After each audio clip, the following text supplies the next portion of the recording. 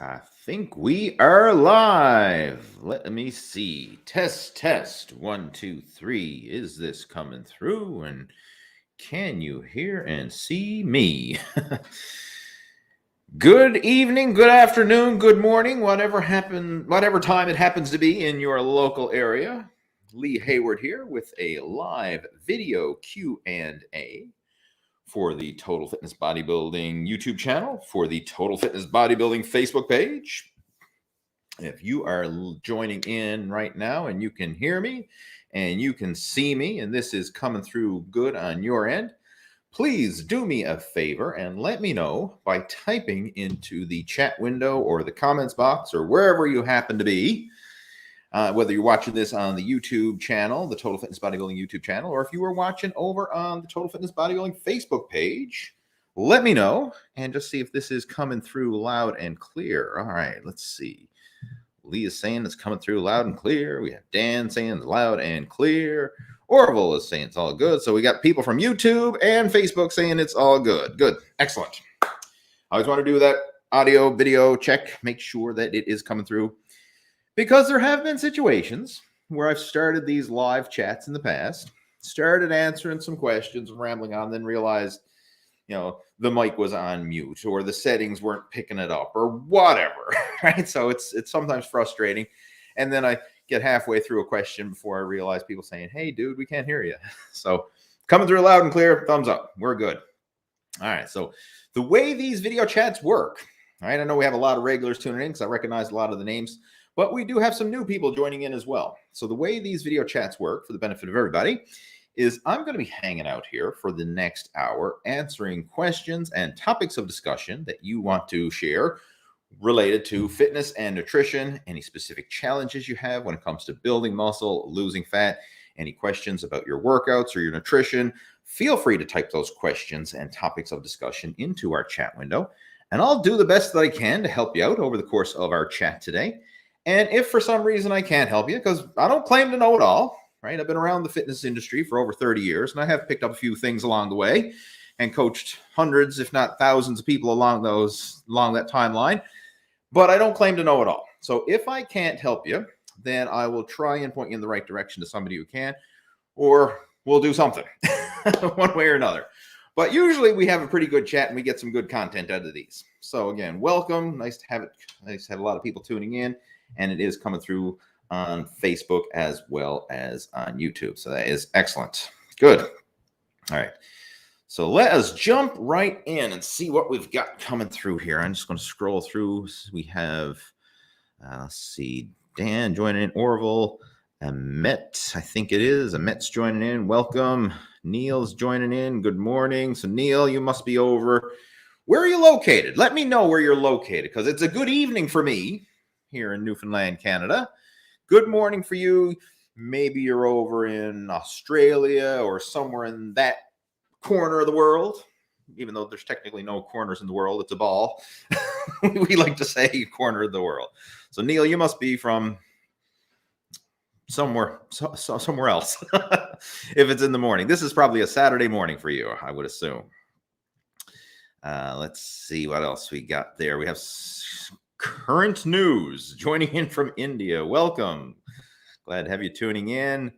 Neil's joining from the Philippines. Okay, I thought it was Australia, but it's pretty close, relative to where I'm to. So you're over in that time zone area, if you will, over in the Philippines. Welcome. Glad to have you joining in. Who else we have there? Let's see. Let me know where you're tuning in from. What part of the world are you tuning in from? Again, I'm in Newfoundland, Canada, and it's currently just after 7 p.m. in the evening. And Newfoundland is one of those weird places in the world that has a half-hour time zone. I don't know who the mastermind was that decided to put Newfoundland in a half-hour time zone, because it messes up when you're trying to sync things up with the rest of the world. Like my calendar is booked on the half hour, just so I'm in line with the rest of the world. But it's weird, right? We're in one of those unique situations. So it's probably half past the hour for most of you, but it's right on the top of the hour for me. All right, let's see. Who else we got joining in? We have Khalid joining from Turkey. Welcome. Orville over in California. We have Mike joining in from Atlanta, Georgia. All right. We have Jose from California as well. Welcome, folks. All right, let's jump into it. So again, just want to quickly recap as people are hopping onto the live stream here.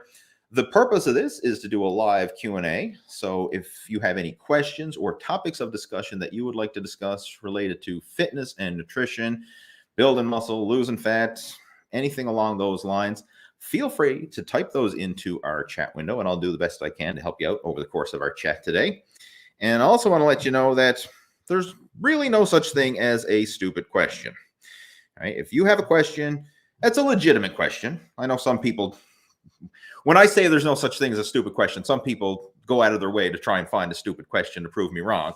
But if you have a legitimate question that's on your mind related to fitness and nutrition, type it into the chat window, because you know what? Chances are there's somebody else who's probably watching who could benefit from that as well. So we'll do our best. Why are you not wearing warm clothes? You're in Canada. Because I'm inside and I have the heater on. Right? We don't need to dress in parkas when we're indoors. If I was outside, I would have my coat on and I'd be probably bundled up. I might even have a hat on or a pair of gloves. But right now I'm inside, so that's why I'm not wearing warm clothes. All right. Observant, I guess. Yeah. All right, let's jump into it. Let's see what kind of questions and topics we've got coming through here. All right, questions on a split. Monday, chest. Tuesday, legs. Wednesday, shoulders. Thursday, back. Friday, legs. Saturday, biceps and triceps. Please give your thoughts on this split. It's a body part split routine. And I get a lot of questions from people asking about split routines. Like, what do you think of this? Like, what do you think of push-pull legs? What do you think of upper-lower body split? What do you think of a bro split? What do you think of a body part split? What do you think of pairing this body part with that body part? I'm going to tell you up front, regardless of what you've read online or what books or videos or what PT you talk to at the gym or whatever, it all works. Like, the most important thing when it comes to building muscle is you have to go in there and you have to actually provide some progressive overload to that muscle and then allow it to rest, recover, and grow, and provide adequate nutrition along the way so that you're fueling the whole process, right? Everything works as long as you are following it and consistent and training in a progressive overload fashion. Now, there are certain advantages to different styles of training. Like they have pros and cons, and it's not necessarily that one is right, one is wrong. It depends on you, your situation, your schedule, what it is you're training for, your fitness level and experience. There's a whole bunch of things that we really need to take into consideration when designing a workout program. But the most important thing is something's better than nothing. All right? Like, a lot of times people, especially when they're new to fitness, they start like reading information, and like they'll start like going on YouTube and type in like, what's the best workout program? Or they'll go on Google and what's the best workout program? Or bodybuilding.com or Muscle and Fitness or whatever source you're going to, and they want to know, like, what's the best? Everybody wants to know what's the best program. And then you're going to get a gazillion different answers. Like, if you talk to 10 different trainers and said, what's the best program? You might get 10 different answers. And the truth is, it all works, right? It all works provided you're consistent, provided that you're doing the right things, meaning that you're training in a progressive overload fashion, you're allowing for adequate rest, recovery, and growth, and that you're fueling the process along with adequate nutrition. So with the body part split that you listed there, I'm going to share, some of my feedback about that. One, it's basically a 6-day per week program. So you have to have 6 days to dedicate to going to the gym, which is a lot. That is a lot for most people. Like, I talk to a lot of people, and I have a lot of coaching students in the whole Muscle After 40 Blueprint program that we do. And one of the biggest challenges that a lot of people have is, I don't have time. So if your workout split involves 6 days in the gym, that can be challenging for a lot of people. And that could be an area of friction preventing you from actually following through and being consistent. Whereas if you had a less demanding, less time-consuming schedule, you might be able to make the time and be more consistent with it. So that's one of the drawbacks to a body part split that's 6 days a week. One of the pros to it is you have a full day to dedicate to each muscle group. So you can really go in there and, train that muscle group well and make sure that you're hitting all the different exercises and angles, and you really give it a good workout. But on the flip side, like it's like a yin and a yang. Like everything, there's a good and a bad, or a positive and a negative. You could look at it to every situation. So if you go in there and you annihilate your chest and you do 20 sets of chest, so you're doing your bench presses and your flies and your cable crossovers and your dips and pec deck and whatever else you got, right? You're incline and decline and flat and all the different chest exercises. Yes, you're going to stimulate the chest, but it could be overkill, right? I mean, you may be doing too much and actually causing more damage than is necessary. Like, you only need the minimum effective dose to actually stimulate a response and then rest, recover, grow. Simply doing more is not better, right? You only need to do enough to get the job done and then move on. I use the analogy, like if we're going out hunting, like this time of year is hunting season for a lot of people. Like, what could we use if we're going hunting? Say we're going deer hunting, right? We could use a bow and arrow. We could use a rifle. We could use something like that, and that could get the job done. Or we could go out there with an RPG rocket launcher and blow the thing to smithereens. That would get the job done too, but it's overkill because there'd be nothing left to bring home to show for your hunt, right? You just have, just have a mush all over the woods, right? And that's the approach a lot of people take to their workouts. It's like, I'm going to go in there and I'm going to destroy chest, right? And I'm going to blast it with every exercise I know, with a gazillion sets of each of these exercises and blah, blah, blah. And they just overkill. And then the next day they're so painfully sore they can't move, right? That's a common mistake. Whereas you only really need to go in there, stimulate, and then rest, recover, grow. The minimum effective dose to get the job done. Now, as your fitness level improves and as your strength improves and all that, the minimum effective dose will increase as your work capacity increases. So you'll be able to handle higher volume and higher intensity workouts.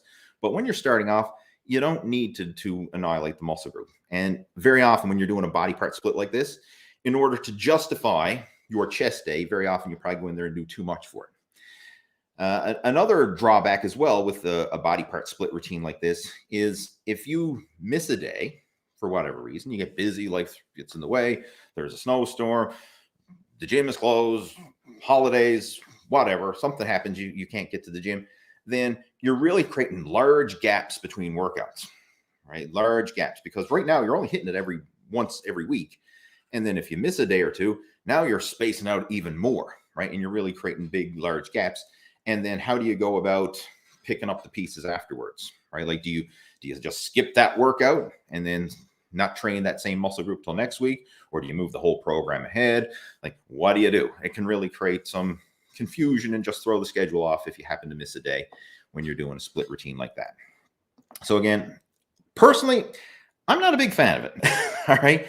I like to have workouts where I'm training multiple muscle groups in a single session for a couple reasons. One, I find it's more efficient, and you don't need to go in there and you don't need to dedicate an entire training session to a single muscle group. Like, you can go in there and hit multiple muscle groups in a training session. And by doing that, you'll increase the frequency of which you work those muscles. So you'll increase that stimulate, rest, recover, grow process. And it also, you very often prevent that overkill where you end up doing too much, right? You're able to get in there and do the minimum effective dose to make progress, rest, recover, grow, and then get in there again, stimulate muscle growth, get the minimum effective dose to make progress, rest, recover, grow, and speed up the process that way. So personally, I'm a big fan of total body workouts. And for the past 4 years, that's what I've been doing. And I find it works really well. Now, I'm not saying that that's the only way. You can still do different types of splits. Maybe you want to do a push-pull legs or an upper-lower or something like that. But I'm more of a fan of something along those lines where you hit multiple muscle groups in a single workout versus one body part per day. All right, so like an upper-lower split's an ideal one. Maybe hit your upper body one day, lower body the next, take a day off, and then you keep repeating that, and you get to hit the muscle groups more frequently. Maybe you do a push-pull legs where, you could possibly do all 3 workouts in a row and then take a day off, or even space it out, hit all, like, workout every other day, something along those lines. But I find that is more time effective for most people. And for the majority of the guys who are going through the Muscle After 40 blueprint, and for myself included, a lot of us do total body workouts because it's very efficient. And the nice thing about a total body workout is if you do get busy, right, you miss a day or whatever, it's not really going to disrupt your program, because the next time you train, you're still hitting all your major muscle groups. You're still providing some stimulation to spur on some new muscle growth and then allow it to rest, recover, and grow. And it just allows you to keep up that frequency. So even if you only got into the gym twice, you're still hitting all your major muscle groups twice a week, right? Like, so versus in this case, if you only got into the gym twice, well, you hit 2 body parts and then you neglected so many others. So again, I'm not a huge fan of this personally, unless you have a lot of time to dedicate to training. Like, I'll give you a prime example, right? When I was younger, living at home with mom and dad, no responsibilities, no job, it was just me. Like, okay, all I had to do was go to school, right? Go to school and, pass, do your homework and get good grades and pass. Like, life was so much simpler then, right? I never had to worry about money. I never had to worry about, housing or food or family or kids or nothing. It was just me. And where I had all that free time, I was doing pretty much workouts every day. I mean, there was bound to be a day off, but I never really scheduled a day off. I just worked out pretty much every day. And I often did body part splits like that because I found that it allowed me to train frequently, which I love to do. That was a passion of mine and still is a passion of mine, but I've got other responsibilities in life now that prevent me from just living in the gym. So I found that it was actually effective when I was younger. And another thing, when you're younger, your recovery is faster, right? Like, you have youth on your side, your hormones are at their optimal levels, and you can recover faster from the workouts. So training frequently every day or 6 days a week, once you build up your work capacity to it, you can actually handle it and make some good progress at that stage. But as you get older, recovery takes longer, aches and pains take longer to heal, and I find if I'm training that often, like, not only muscle recovery, but it's also your joints, tendons, and ligaments. So very often, what I find personally, if I try to train too often, like if I'm in the gym 5-6 days a week, it's not just the muscle recovery, but it's the tendons and the joints. And I find that very often my shoulders start to ache, my elbows start to ache, the knees start to hurt, right? The hips and like all the old man joints start aching and creaking. And I find that not only do you need recovery for the muscles themselves, but you need recovery for your joints, tendons, and ligaments as well. So that's why these days I usually do every other day or 3 days a week, something along those lines. And I'm flexible with it. Like, I don't have set days where, okay, it has to be Monday, it has to be Tuesday, it has to be Friday, or whatever. Monday, Wednesday, Friday. That's what I meant to say. I don't have those set days in place. It's like I go to the gym and I'm going to do my workout. And then in a couple of days time, I'm going to go in the gym and work out again. If it happens to be, 3 days from now, who cares? I'm just going to pick up where I left off and keep going. And I find that by having that type of schedule, it creates a lot of flexibility. So if life gets busy and I can't make it to the gym a certain day, no big deal. I'm just going to pick up where I left off the next day and just keep going. And I still be able to hit all my major muscle groups frequently and recover in the process. So that's how I handle workout splits these days. But, everyone has their own method.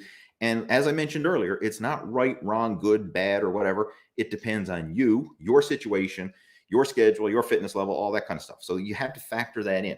And this is where having an experienced coach in your corner can help you to decipher all this. Because if you're just getting started and you don't know, you don't know. Right? So again, I respect you for reaching out and asking, but that's my 2 cents worth on body part splits, or workout splits, I should say. Moving on, let's see. Daniel saying, what are your thoughts on somebody with a 2,000 testosterone level? They're jacked to the gills. That's what I would say. That's my thoughts on someone with 2,000 testosterone. That's way, way, way, way out of the normal healthy range. So that's not happening naturally and not healthy over the long term. Like, when it comes to testosterone, I actually made a video about like testosterone replacement therapy, hormone replacement therapy. Anybody's interested in that, you can just do a search for Lee Hayward, TRT/HRT, and you'll find that video on YouTube. But if some, like when it comes to testosterone, there's negative drawbacks to having it too low, and there's also negative drawbacks to having it too high, right? We don't want the extremes. We want it in the middle. We want that healthy balance in the middle. And this applies to so many things in life, right? You don't want this all or nothing. You want the balance in the middle. And that's where sustainability and health and the optimal levels is in the middle. So 2000 is, that's off the charts. That's too high. All right, moving on. Gee, we got people early here. We got Neil's joining at 6:35 a.m. We got Mr. Current News at 4 a.m. Like, first off, like, kudos for you for showing up. I mean, are you staying up late or are you getting up early? I sometimes have to wonder. Right, 4 a.m. is an early rise, in my opinion. But hey, thanks for tuning in. And we got Khalid joining from Turkey. I already covered this. All right, move on. Let's see.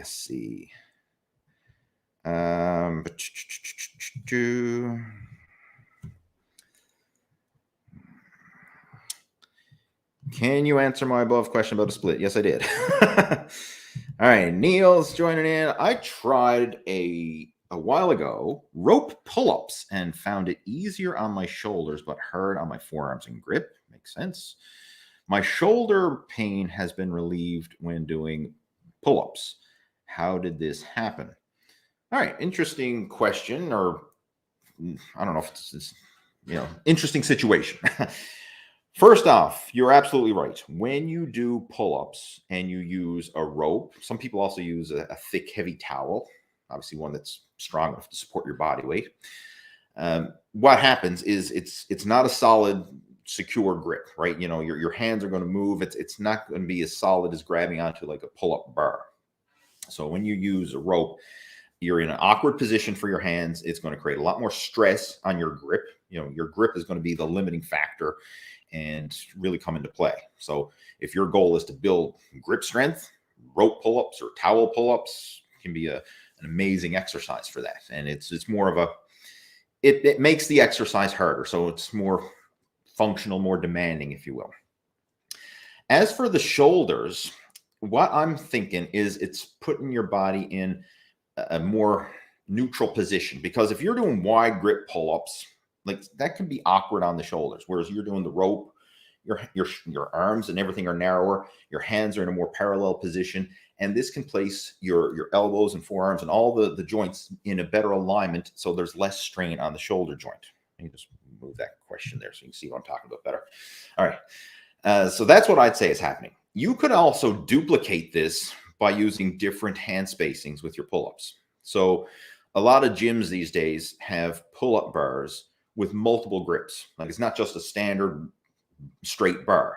A lot of them have angled grips. A lot of them have parallel grips, and you can mix and match. And I find personally either using a parallel grip, you know, with probably approximately shoulder width is really good, you know, because everything's in alignment there when you're doing your pull-up in that range. But also these angled ones, where you can either do like an angled underhand grip or an angled overhand grip, like at a 45-degree angle. That's what I mean by that.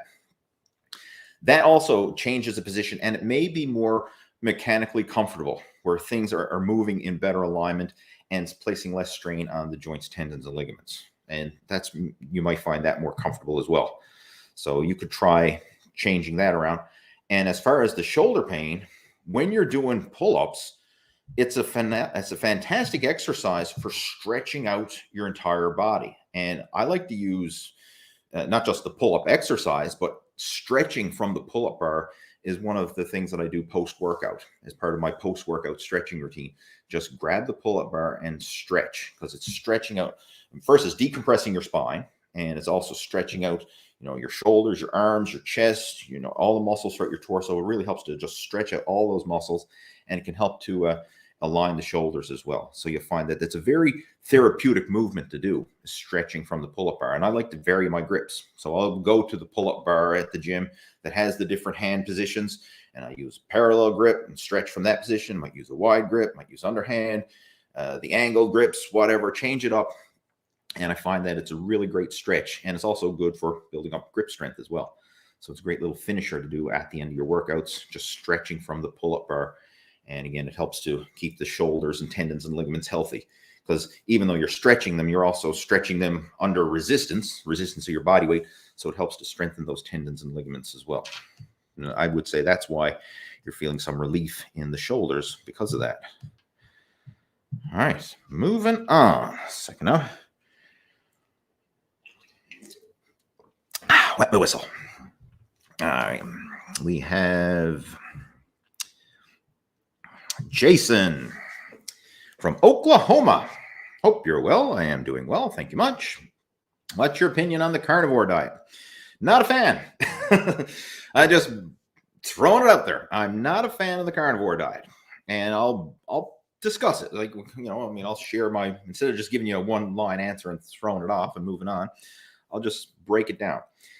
Does it work in terms of losing body fat? Sure, you can lose body fat on a carnivore diet. You can lose body fat on any type of diet that you create a calorie deficit with and you stick with, right? I mean, I mentioned this before.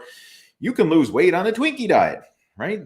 Back in 2010, right? Mark Hobb did the Twinkie diet experiment and published it and went viral, right? So anything that you do to create a calorie deficit can help with fat loss.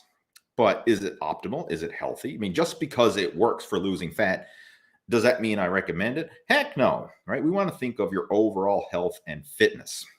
And carnivore only, meaning meat, is not a well-balanced diet by any stretch of the imagination. Can you survive on it? Yeah, I mean, you can survive on it.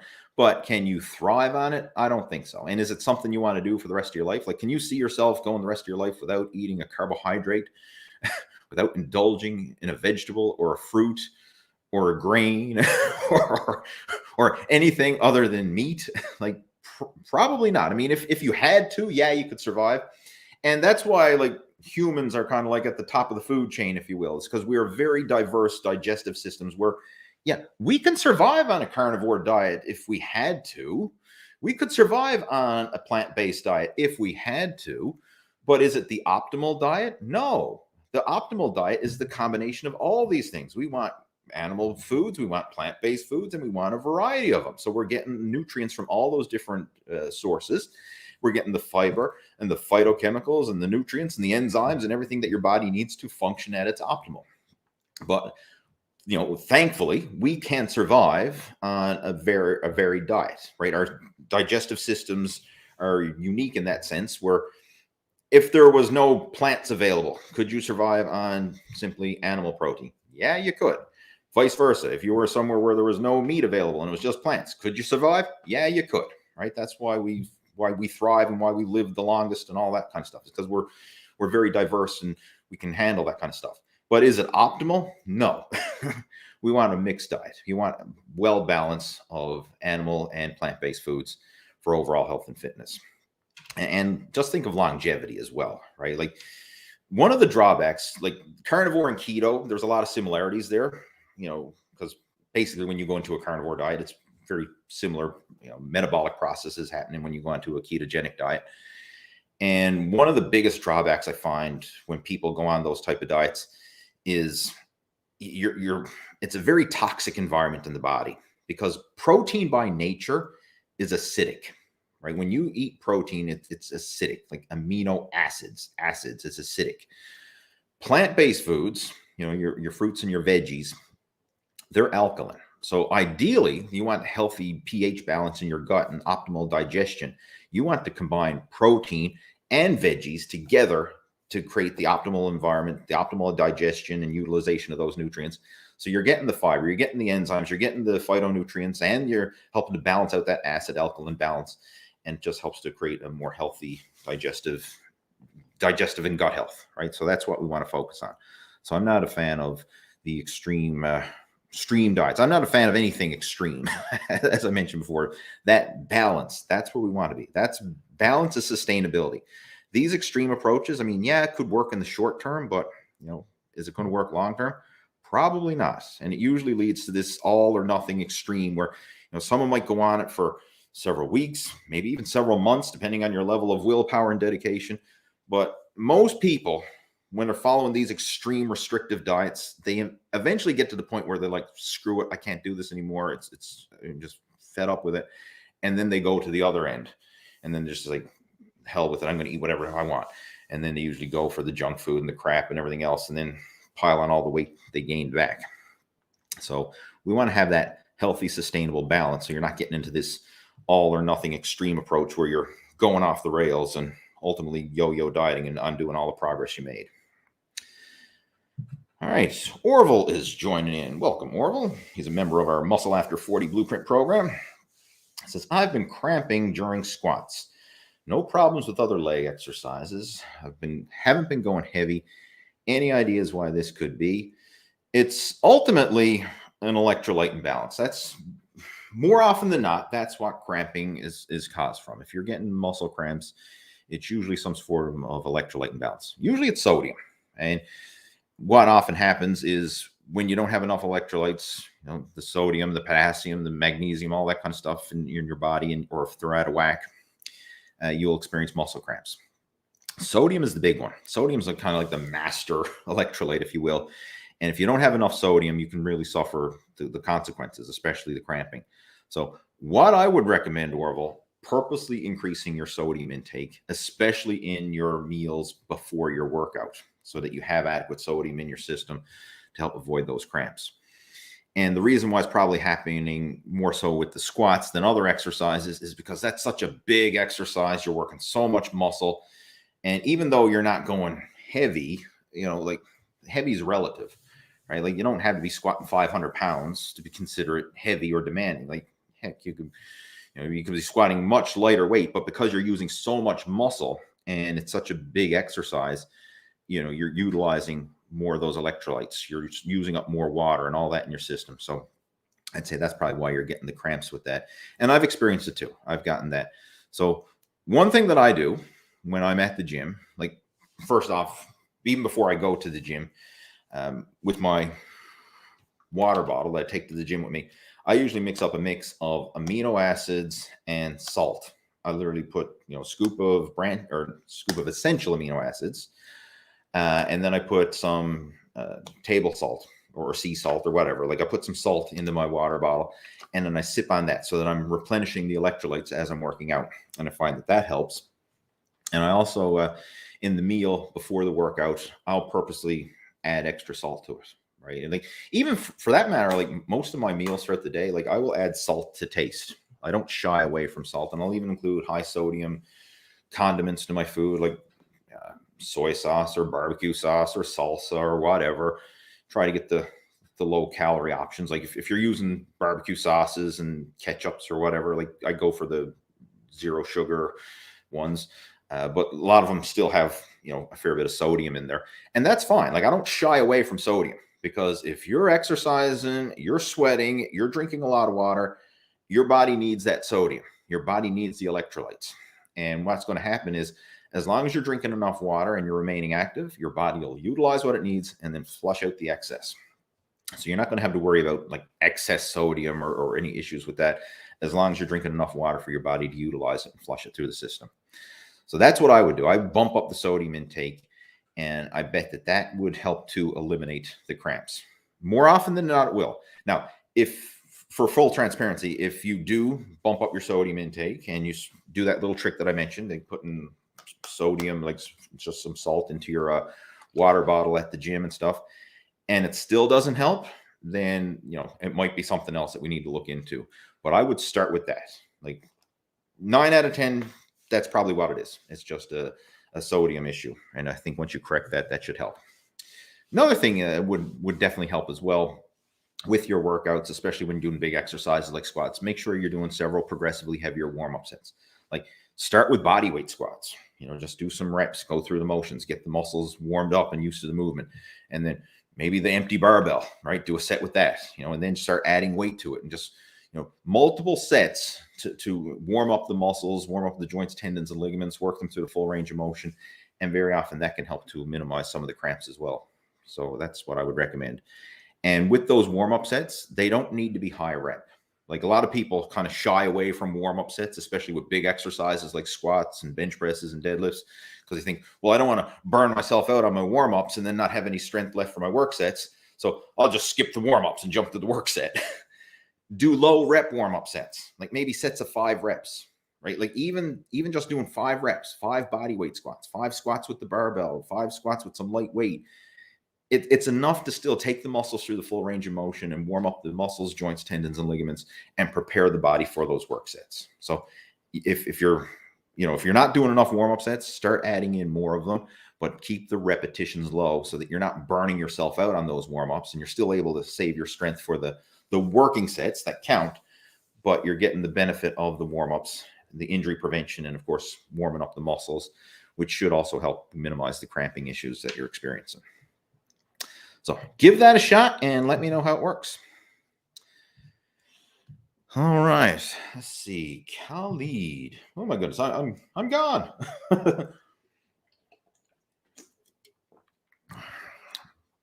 Give me advice. I am 72 kilograms. I have divination abs. All right, I'm not sure what that is, but I have divination abs. But I need to gain some definition abs.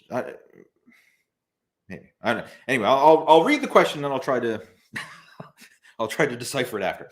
Give me advice. I'm 72 kilograms. I have divination abs, but I need to gain some weight, like going up to 95 kilograms, then cutting down calories, getting abs again. But this time I need to have a lot of muscle. First time when I started cutting, I was 80 kilograms, but I didn't get a lot of muscle because my weight was not much. But now I need to start again to increase the weight, like 95, and cut again. Well, myself and Jeff did a video during one of these Q&As, myself and Jeff Samatero, who's my co-host sometimes. He couldn't join me today, obviously. We did a video about this, and I posted it earlier. I think it was a few days ago or last week, whenever it was. It wasn't that long ago. It was one of the more recent videos on the channel, talking about bulking and cutting versus main gaining. And I'm not a fan of this whole bulk and cut BS. And it's like what you're experiencing there, or what you want to do. Like, you're 72 kilograms. You want to go up to 95, and then you want to diet down again and go up and down and up and down. Like, why not just stay lean and focus on making lean gains where you are? Like, this idea of trying to, bulk and cut, it's not the most effective way to train, right? It really isn't. And I'm speaking from experience and from years of competing in bodybuilding, where I purposely did that. And what would happen is, you bulk up and you gain all kinds of weight, right? I mean, if you start slamming back calories and you're eating this massive surplus, and more often than not, when people bulk up, that's a justification to eat not so good foods. There might be the odd slice of pizza every day, or the French fries every day, or ice cream every day, or cake and cookies. And like you a lot of times when people are bulking, they use that as an excuse to eat a lot of food that they shouldn't eat. And even if you're not doing that, but you're just eating massive amounts of calories in quote unquote good food, the same thing applies. Like, a calorie surplus is a calorie surplus. Once you go over and above maintenance calories and you're into this big surplus, your body's only going to utilize what it needs. And again, guess what happens to the rest? It gets stored as fat. So if you put on, what was the numbers again? 72 kilos up to 95 kilos. That's 23 kilos. 23 kilos is like 50 pounds. Or thereabouts. I don't have my calculator, but it's about 50 freaking pounds. If you put on 50 pounds, there's no way, there's not a snowball's chance in hell that that's 50 pounds of lean muscle. Like, 50 pounds of lean muscle is what someone could probably expect to gain in a lifetime naturally. Like that, really, that like, if somebody trained their entire life naturally and put on 50 pounds of muscle, I would consider that a successful muscle gain transformation. So you're expecting to put on 50 pounds, and like, it ain't going to happen. If you could gain 50 pounds, don't get me wrong. Right? A lot of people put on 50 pounds and more, but Of that, only a small percentage is going to be muscle. The rest is just going to be fat and water and bloat, and you're going to look and feel like shit, right? I'm just telling it like it is. I'm not trying to sugarcoat anything here. I'm just telling it like it is. If you put on 50 freaking pounds, you're going to look and feel like crap. And then you want to diet it all back down again. Like, stay lean right now, like if where you are, and then just eat to fuel your training, and then focus on being consistent with your workouts. Like, eat enough food, like eat enough protein, eat enough carbohydrates, eat enough healthy fats, and just eat enough calories so that you can fuel your workouts, feel strong in the gym, and recover, and not feel like you're depleted on a diet. Like, you just need to be out of a calorie deficit. That's it. Right? You don't need to boatload extra calories. Like, I mean, the amount of calories that you would have to consume over and above maintenance to gain 50 pounds is a lot, right? Like, that you're just setting yourself back by doing that. Because what's going to happen is you're going to gain all that body fat, and then in the process of trying to cut down and lose that body fat again to get lean, you're going to end up sacrificing whatever muscle you gain in the process. It's a vicious cycle.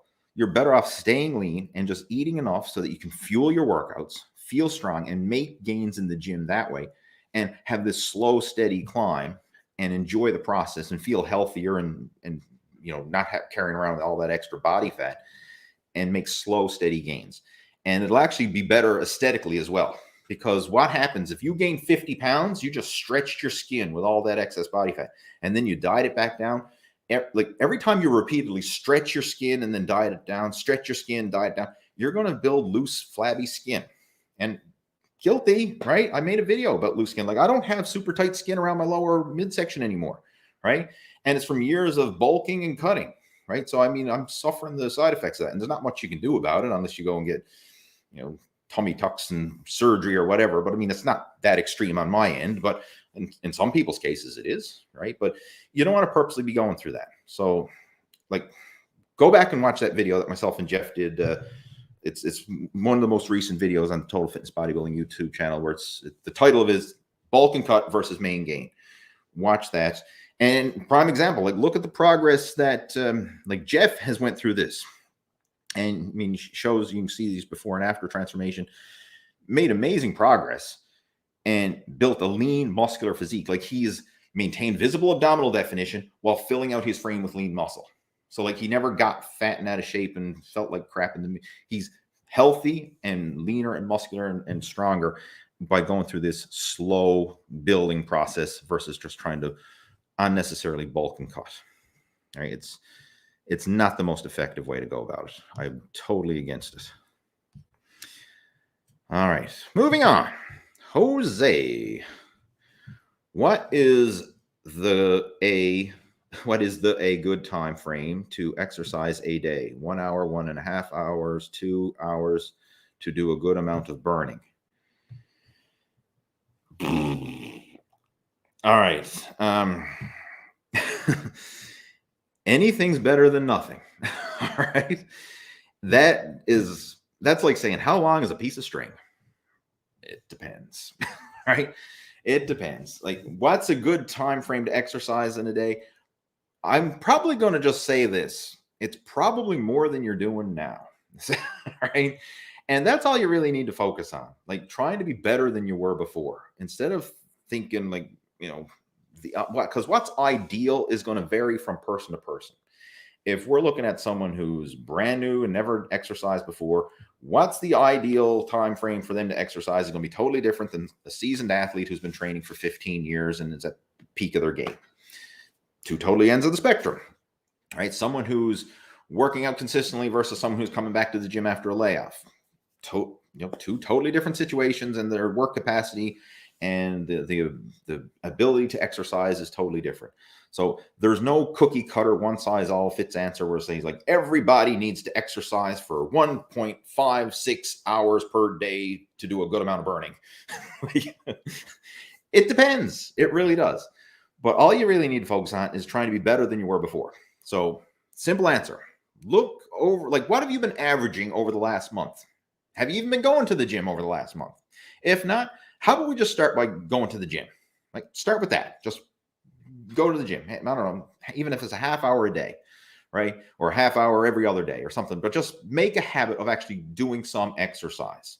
You don't need to overthink it. Like, this is a big pitfall that a lot of people have, is they want to have the perfect program and perfect meal and the perfect workout sets and the reps. And I got once I get that perfect program, right, and then the perfect meal plan and the perfect everything, and my schedule is perfect, then I'll start. I got news for you. It's never going to be perfect. Never. And if you do manage to find this perfect situation where the stars align and you have nothing on in your schedule and you have all the time and everything and it's perfect, it ain't going to stay perfect for long, because the shit's going to hit the fan sooner or later, whether it's something related to you and your life, or maybe it's some outside things that you have absolutely zero control over. Like, maybe you remember not too long ago, there was a big worldwide pandemic and everything shut down. That was a big wrench thrown into everybody's workout program, right? And we had zero control over it, right? So it's not like you have any control. Like, the shit's going to hit the fan whether you want it to or not, right? And whether it's your fault or not, like, it's going to happen. So trying to have the perfect program doesn't exist. You just have to be better than you were before, right? And start with improving upon what you've been currently doing. So again, what's a good amount? Probably a bit more than you've been doing before, and just build it up gradually. Now, with that being said, I'm going to throw out some realistic numbers here. What a lot of the guys who are like going through the Muscle After 40 blueprint are doing. Like, some of them, the typical weight training workout for a lot of the guys who are in the program and, you know, making this a lifestyle approach, usually 3 days a week, maybe 4, but, you know, on average, like most working professionals, family men, people with busy lives outside the gym, 3 days a week is a realistic time frame. And with those workouts, they usually take about an hour, maybe a little more, maybe a little less, depending on the schedule, right? Like, I usually recommend scheduling at least an hour or even more to go to the gym, because you got to factor in, like, you know, the time to get ready for the workout, you know, change into your workout clothes. And then if you get caught up in any mindless chit chat along the way, like, you know, it's probably going to take realistically an hour and a half, right? Like, an hour of actual workout. By the time you actually get to the gym, change into your clothes, shoot the shit with a few people, you know, you're looking at about an hour and a half. So if you can schedule that much time for the gym session 3 times a week, that would be a real good, ideal, optimal, you know, time frame to be looking at. Now, in addition to that, we want to be adding in some other forms of activity, some other forms of cardiovascular exercise. And it doesn't even have to be structured cardio. Like, a lot of people think, well, cardio has to be going to the gym and, you know, using the Stairmaster, or running on the treadmill, or going to the track and running laps, or some formal structured. Cardio can be getting outside and going for a walk. Like, literally haul on your sneakers and go outside and walk up the road and turn around and walk back. Like, it doesn't have to be any more complicated than that. So in addition to your 3 workouts a week at the gym, right, doing some sort of strength training, ideally, you know, on your off days from that, get outside and do some sort of activity. I mean, if get outside for a walk, if you have some sort of cardio equipment, you can certainly use that as well, whether that is at the gym or whether it's, you know, if you got a bike or a treadmill or something at home, you can certainly use that. Getting out for a walk, or if you have a bicycle, go out for a bicycle ride. But do something where you're just moving your body more. The more you move your body, the better. And it doesn't always have to be structured workouts. Like, it could be a little walk on your lunch break. Like, instead of, you know, at lunch break at work, instead of sitting around the break room scrolling through your phone and, you know, whatever, get outside. Hey, go for a walk around the building a couple laps, you know, or maybe go for a little walk around the block, you know, before work, after work. Like, this is something that I used to do a lot. Like, even back when I was going to college, and even when I was in high school for that matter, like, I used to go outside and just go for a walk on my lunch break, right? I did that. I mean, and now even, I mean, throughout the day, I'll do that. Like, if I have some time to spare, like maybe I got, you know, I'm doing a coaching call with one of my coaching students, and I say, you know what, I got half hour before my next call. You know, I can go for a little walk around the block, you know, maybe a little 15-minute lap around the block, be back in time for that next call. So take advantage of these little blocks of time that you have. And you'd be surprised at how often we have these little blocks of time where you can get out and do some walking or do some activity. And again, it doesn't have to be intense. You know, you don't have to be tracking your heart rate and tracking your whatever. Like, just move, get off your ass and move. Make a habit of doing that. And the more you do it, the better off you're going to be and the better you're going to feel as well. So that's a very realistic and sustainable way to go about factoring in exercise into your day for a good amount of burning. All right. And again, for all these questions that I'm answering here, like I'm just kind of scratching the surface. I realize that. So if any of you are listening to this and you got some more questions, or you want, to chat about it in more detail, feel free to reach out to me, right? We could have a chat, through email or through Messenger or whatever, and if I can, then we can, discuss some realistic action plans to help you move in the right direction towards reaching your fitness and fat loss goals.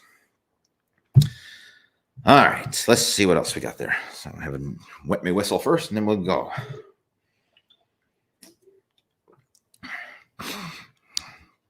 Eagle-eyed John. Hi, Lee. I have been training a long time. Not that strong. Still, if I'm not strong, does that mean I have more slow fibers as they are not strong, can't lift as much? Maybe. Strength is... genetics play a big role in strength. All right. Like some people are just genetically bigger, and stronger than others.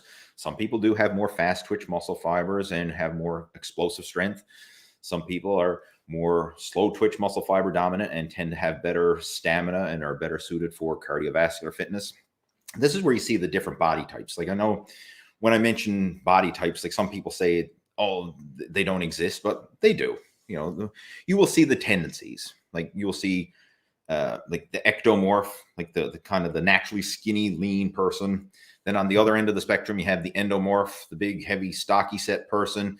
And then in the middle, you have the mesomorph, which is kind of like, not super skinny, not super big, but like kind of that in the middle, muscular, stocky build.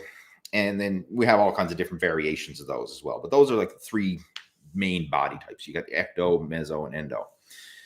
And you will see tendencies and you will have some characteristics of those, right? And so if you are naturally a slender person, you probably have some of those ectomorphic tendencies. And if that's the case, you're probably not going to be like, world's strongest man caliber genetics, if you will. But you could be better than you were before, right? Like that's what you really need to look at is focusing on your situation and just being better than you were before and not getting hung up on what the other people are doing, or like just because someone else at the gym is bigger and stronger than you or whatever. Because getting this comparison syndrome going, it's a losing battle because you're never going to stack up in all areas. Like you're probably better at certain things than someone else, and they're going to be probably better than you at other things. Like it's all relative. But as far as your strength, yes, you can build it and try and focus on improving it. But ultimately, genetics is going to play a big role in this. And not just genetics from muscle, but also genetics when it comes to your tendon and ligament strength as well. That plays a big role because some people just genetically don't have strong joints, tendons, and ligaments. And this was something that I noticed myself, like in my years of training. Like I had some injuries, especially when I really tried to push my strength higher and higher, when I was competing in powerlifting and focusing on that. I suffered some injuries that really set me back. And I found like it's not just muscles, but sometimes your joints, tendons, and ligaments. And that can be a limiting factor as well.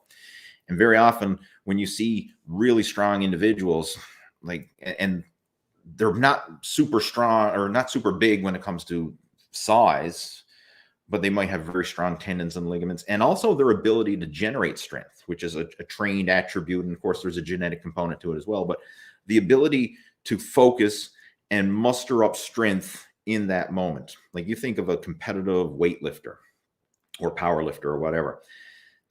The ability to focus and then to exert like 100% of their strength and energy in that exact moment to complete that max effort lift.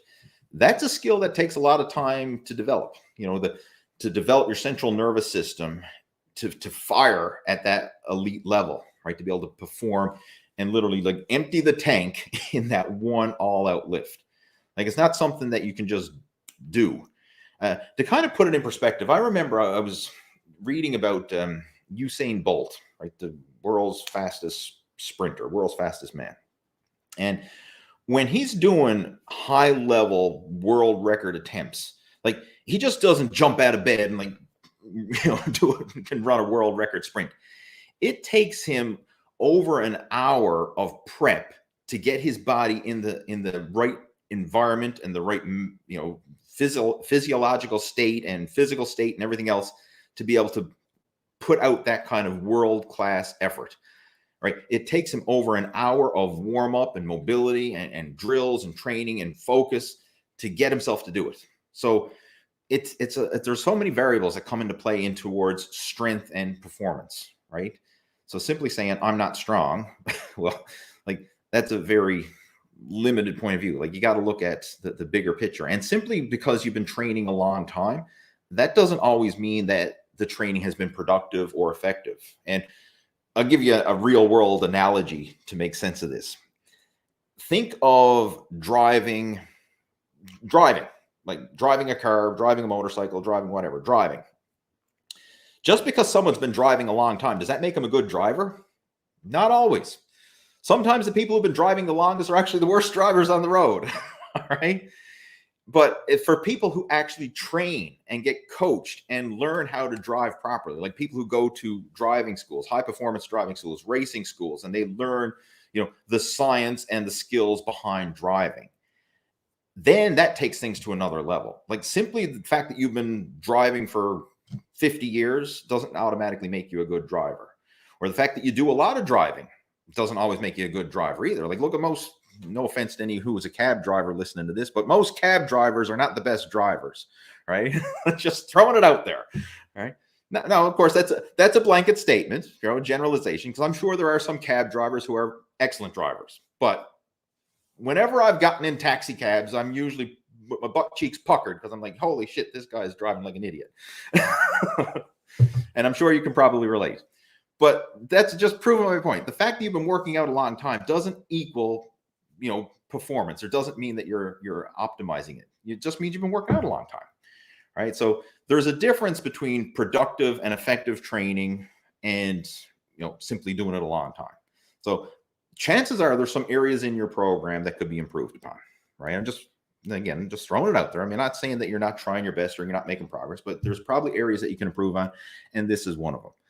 But again, it's a general topic, and I mean we could go on and on about it, but hopefully kind of get my drift. All right, moving on. Lee Dunnigan. I have a niggling lower back injury. Should I ease off from using the back extension machine and glute ham raise machine, or would these help to strengthen the lower back and glutes and hamstrings? Again, I feel like I'm a broken record. It depends, right? Lee, it depends. Hayward here with another live Q&A. Right? It depends. It really does. What I would, again, I don't know what kind of lower back injury you have. Like, is it a herniated disc? Is it just you strained it? Is it muscle soreness? Like, I don't know. What kind of lower back injury have you got there? But generally, I find those exercises, the back extension and another one that I like as well is the reverse hyper. So like hyper extensions, back extensions, whatever. And the reverse hyper is another one I really like. We've got a reverse hyper at the gym that I train at now, which is love it. I find those are very good for building up the back and helping to strengthen it and rehab it and all that. So I would probably incorporate those exercises, but start off light and like work within your body's threshold, your pain threshold. Because generally doing some direct isolated movement for the area will help to speed up the recovery process. Now, again, take this with a grain of salt because it depends on the type of injury you have. Like if you've got some serious injuries or like, again, there's a herniated disc or something more serious, I mean, you may need to, get some physio or medical checkup to kind of deep dive into it. But if it's just, your back is sore or maybe you strained it a bit from heavy lifting. I mean, I know you're a strong man or power lifter. I mean, heck, you're lifting a log in your profile picture there. So, right. That's the exercises I'd be concerned about more so than, the back extension or the glute ham raise, right? Doing like overhead lifting, squats, overhead presses, log lifts, those kind of things. I think that would be more of an issue for aggravating a lower back injury than the back extension and the glute ham raise. But I would incorporate those, and I've utilized similar approaches in the past to heal injuries that I've had. Like I remember a while back, I had a knee injury, and I actually suffered that from martial arts. This is, getting back, years ago when I was doing some martial arts. I had a bad knee injury. It was back when I was doing Brazilian jiu-jitsu, and we were doing some takedowns from standing. And the way that I was doing the drills with the partner, and when he did the takedown and I came down on my knee, and I must have damaged some of the cartilage or something in the knee joint, because when it hit, it didn't feel good. And then afterwards, like I try to do squats or I try to do leg presses or anything, like, the knee is just killing me, right? So I had that nagging injury in the knee, and it lingered for a long time. But how I rehabbed it was light, frequent leg extensions. So literally for probably about 6 to 8 weeks, my only leg exercise that I was doing is every workout when I went into the gym, I started with the leg extension, and I took super lightweight. I like 10 or 20 pounds on the weight stack. And for those of you who are over in kilos, like 5 to 10 kilos on the weight stack, right? So I go super light, and I just did high repetitions, and I strive for 100 total reps every day that I went to the gym. So, I was working out maybe 4 days a week. So 4 times a week, I did 100 total reps. So, and I just do them in a rest pause fashion, bang out 20 reps, rest 30 seconds, bang out another 15, 20 reps, rest 30 seconds, and just keep going until I completed 100 total reps. I never really timed the rest periods or counted the sets. I just counted the total reps. So I just sat on the machine until I completed 100 total reps in a rest pause fashion. And I found just that frequent movement with light weight, just working the muscles, working the legs and the knees and everything else through that, with that exercise, the leg extension, it helped to improve blood flow and circulation, and it helped to heal up that joint and the injury that I had there. And this is something I've done for a lot of injuries that I've had in the past. Like, light, frequent movement is usually the best way to heal something versus not doing anything at all. Like, you see people say, I got a bad back, so I don't do anything, right? I sit on my ass all day because I got a bad back. Well, sitting on your ass isn't going to make your back stronger, right?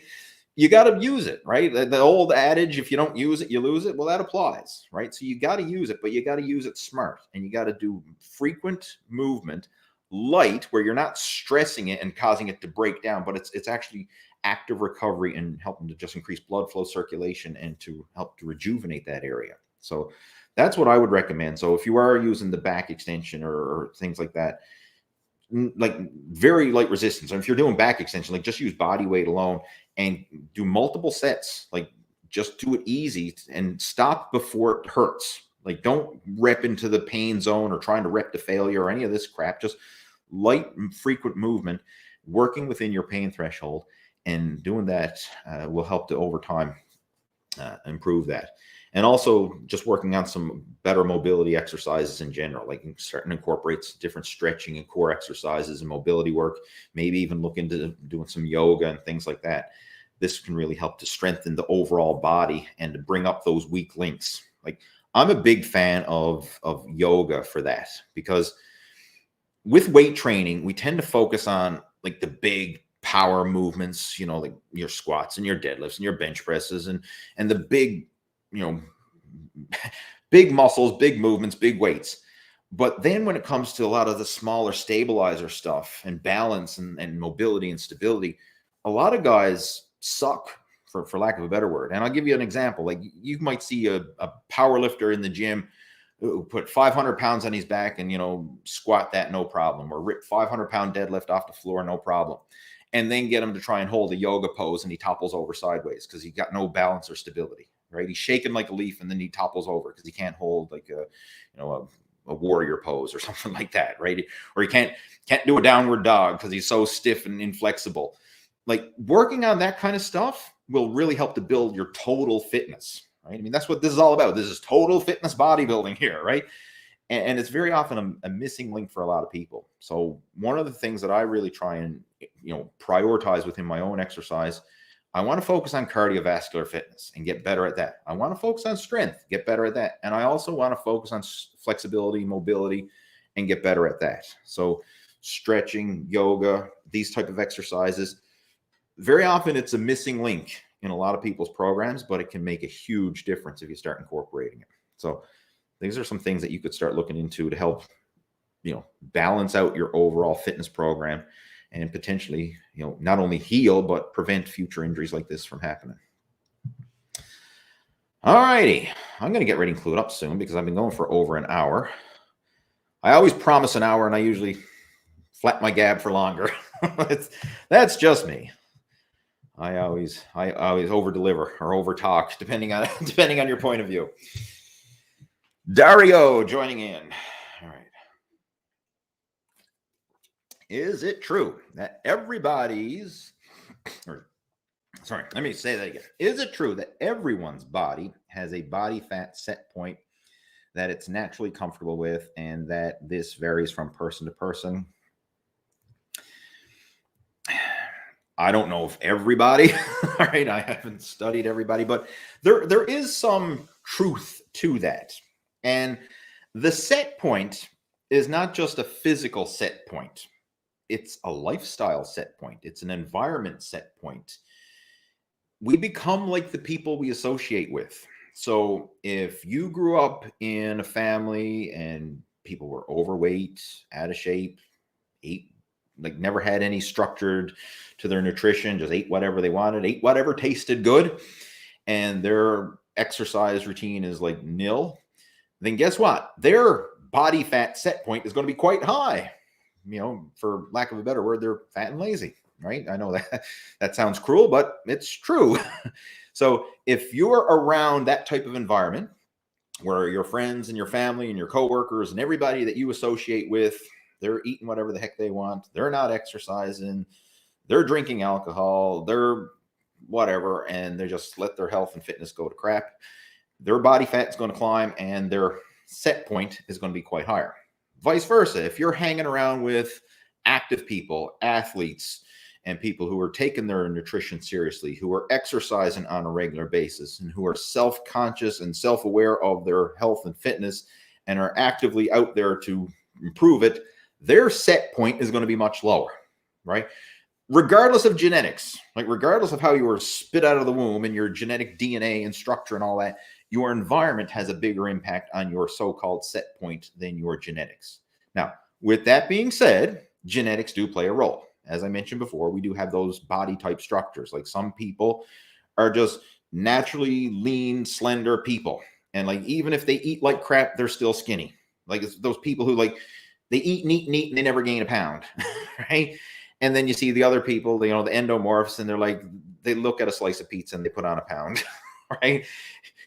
Some people are genetically predisposed to either fast metabolism, kind of burn it off and just lean, tall, skinny, lean people. And then you have the other side of the coin, then you have people in the middle.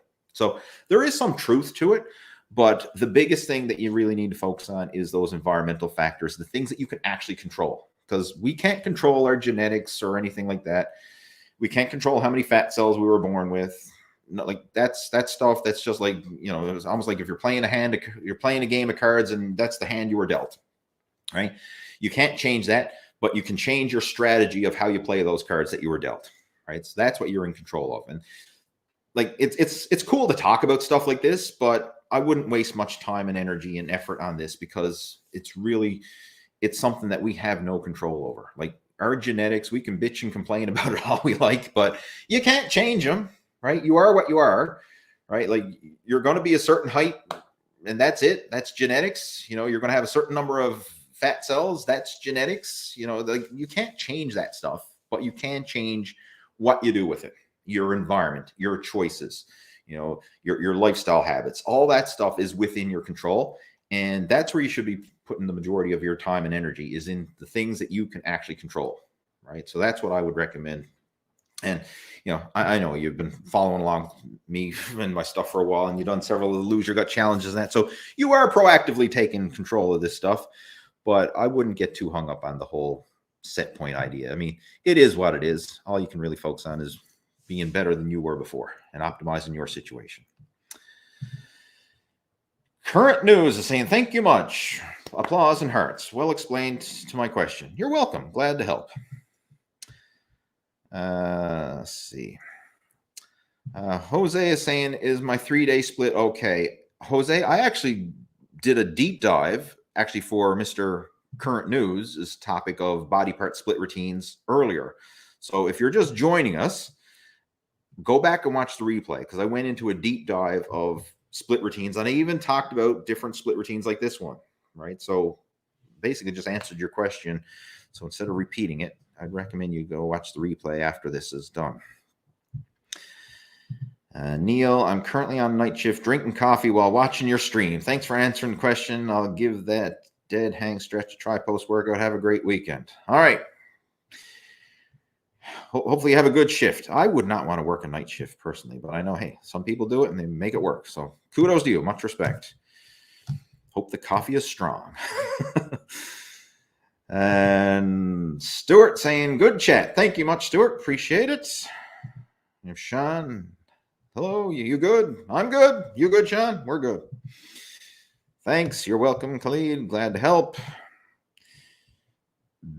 Eric saying heavy strength compound movements, 45 minutes to an hour a day, short rest, constant tension on the muscle. It depends on goals. I'm sure it does. What else we got there? Eric saying I like to do 3 15-minute walks after every meal. Okay. Every meal? Every mail? I don't know. How often do you check the mail? I like to do 3 15-minute walks after every meal. All right. Oh, it was meal. Never mind. Okay. I was gonna say, like, dude, like, you get a lot of fan mail or something, you know. every time I check the mail, I do 3 15-minute walks. All right. Moving on. I had a tablespoon of salt to water to help avoid cramping. Good stuff. So again, he's just following up on some of the stuff that I was already mentioning earlier. TS. Oh, thank you for sponsoring the chat. Much appreciated. And he says, still doing strong lifts. I can squat my body weight, 59 kilos. Love the content. Well, appreciate that. And again, congratulations on squatting your body weight. You know, like that's a big milestone. Like anytime you're moving up to lifting your body weight, whether it's a bench or a squat or a deadlift or whatever, it's better than you were before. It's a personal record. Celebrate those wins. And this is something, you know, I just want to touch on this because it's an important thing to acknowledge. A lot of times I find once people start following fitness and nutrition, or it could be anything for that matter, but we're specifically talking about fitness and nutrition here, so I'm going to keep geared on that topic. You start seeing what other people are doing, right? So, you know, you're doing your program and you just squat your body weight, right? That's a huge personal victory. Like that deserves a pat on the back, and celebrate that victory. Celebrate the small wins. And in fact, it's not a small win. It's a major win. It means it's a good win. But don't get caught up in the whole comparison syndrome, because a lot of times I've seen this, and I've been guilty of this myself, where you might go out there and hit a personal best goal, and then you see somebody else. Like let's prime example. Like let's say you did your squats in the gym, right? And you did your set, and you say, you know what? That's the most I've ever squat, and you're feeling good about yourself, and you're like, man, you're all on, you know, chest pumped out, and you're like, yeah, good workout. I just hit a personal best. And then someone else goes over to the squat rack and they put like double the weight that you just lifted, and then they're repping that out with ease. And then you're like, I suck. Holy shit. Like that guy over there, he's like doing twice what I just did. I suck. And then you feel like crap because like, oh, he's so much further ahead than I am. But you know what? Look at you. Celebrate your wins, your victories, because again, that's all you can control. Like that's in your realm of control, and it's still a win. And you want to celebrate those small wins, because all the little wins, every time you hit a personal best, every time you get an extra rep, you add an extra 5 pounds or add an extra couple kilos, every time you get those little wins, that's compounding to the big wins later on. Like that's compounding to the day when you can take your shirt off and look at yourself in the mirror with confidence and say, you know what, I'm confident in me. I'm confident in my own skin, and feel good about yourself. Like all those little wins, even if you're not there yet, like you're not at your ultimate desired outcome, celebrate the little wins along the way. And the truth is, this is all just celebrating little wins, because you're never going to be truly satisfied. Like, you can enjoy it, but regardless of how good you get, you'll always want more, right? Well, I remember the movie Troy, that was years ago. Brad Pitt played it, and one of the kids was asking him, like, what do you want? And he said, I want what all men want. I want more, right? And that's the truth. Like, there's no limit. Like, everybody, no matter how much success you have, no matter how much money you make, no matter how much muscle you gain, no matter how athletic performance, whatever, what do you want? You want more. All right. So you got to celebrate the little wins that you get along the way, because regardless of how good you get, like, even if you became a pro bodybuilder or, an elite level powerlifter, there's going to be someone else who's bigger and stronger and better, and you're going to want more. So celebrate those little victories along the way. And again, kudos to you, and I'm glad you enjoy the video chat. All right, I'm going to clue this up. I think that's all the questions pretty much that came through. I think so. We got a square. I don't know. Maybe that was an emoji that didn't come through on my end. I don't know. But I think that's all the questions that came through. So again, thank you for tuning into the live video chat. Hopefully you got some value from it. I certainly enjoyed doing it, and I always enjoy doing these chats. So I will have the replay of this posted up after the chat is over. And if there's anything that was discussed that you would like to elaborate on more, feel free to reach out to me. Whether you send me a message through Facebook Messenger, whether you send me an email. I've got my email address down in the description below this video, so you can reach out to me there, or you can just head on over to my website at leehayward.com and message me, and we can chat. And if you need any help with your workouts, your nutrition, or whatever, reach out to me. Another thing that we offer as well is strategy session calls. So if you would like some personalized help with your workouts or your nutrition, feel free to book in for a strategy session call. And I have the link and the information for that down in the description below the video as well. So check that out. And in the meantime, have yourself a fantastic weekend, and I will look forward to talking to you again next week. Same time, well, same day. It's always Friday. Sometimes the times vary depending on my schedule, but next Friday, I'll be doing another one of these live video chats, and I hope to talk to you then. Have yourself a good one. Over and out.